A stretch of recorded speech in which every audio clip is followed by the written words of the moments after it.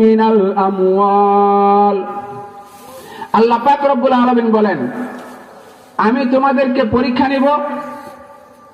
তোমরা নিজেদেরকে ঈমানদার বলে দাবি করো, এই দাবি করার উপরে আমি আল্লাহ পাক রব্বুল আলামিন অবশ্যই তোমাদেরকে পরীক্ষা নেব। এখানে আল্লাহ পাক রব্বুল আলামিন ওয়ালা নাবলুওয়ান্নাকুম দুইটা তাকিদ ব্যবহার করেছেন আপনাকে আমাকে কথাটা বলার জন্য, দুইটা তাকিদ দিয়েছেন। অথচ আল্লাহ পাক রব্বুল আলামিন যদি চাইতেন এই তাকিদ দেওয়ার ছাড়াই বলতে পারতেন কথাটা সহজ করে। আল্লাহ রব্বুল আলামিনের শান মর্যাদা এমন, আল্লাহ পাক রব্বুল আলামিন যদি তাকিদ ছাড়াও কথাটা বলতেন ওই কথাটার গুরুত্ব অনেক বেশি হতো, ঠিক কিনা? কিন্তু আপনার আবার খাসলতটা অন্যরকম। কোনো কিছু যদি কেউ বলে আর ওই বলাটা যদি কেউ তাকিদ দিয়ে বলে, জোরালো ভাবে বলে, তাহলে আপনি আমি বিশ্বাস করি, এছাড়া সহজে বিশ্বাস করতে চাই না। অথচ মালিক তার নিজের কথা, আল্লাহ পাক রব্বুল আলামিন তার নিজের কথাটা যখন বলছেন তখন কোনো তাকিদ ব্যবহার করেন নাই, সরাসরি বলেছেন। কি বলেছেন? কুল হুয়াল্লাহু আহাদ আল্লাহুস সামাদ। কুল হুয়াল্লাহু আহাদ, হে নবী আপনি বলে দেন আল্লাহ এক। এই ক্ষেত্রে কোনো তাকিদ ব্যবহার করেন নাই।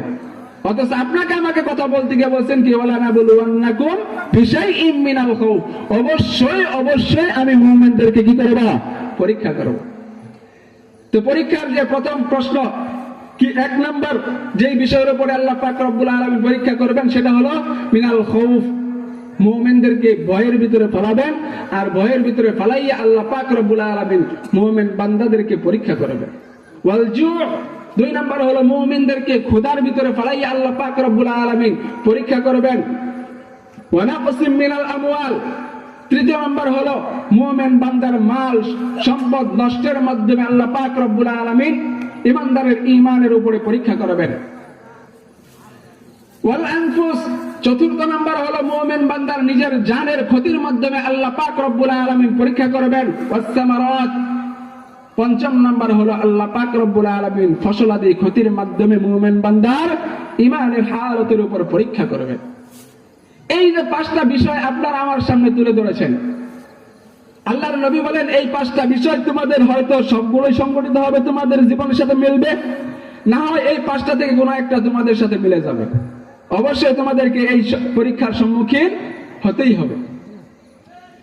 তো এই যে সহজে আমার জন্য আপনার জন্য মালিক করে দিলেন, এটা আল্লাহ পাক রব্বুল আলামিনের পক্ষ থেকে ইহসান না? অবশ্যই ইহসান। আল্লাহ রব্বুল আলামিন বলেন এক নাম্বার তোমাদেরকে পরীক্ষা করব। কি পরীক্ষা? ওয়ালা নাবলুওয়ান্নাকুম বিশাইইম মিনাল খাউফ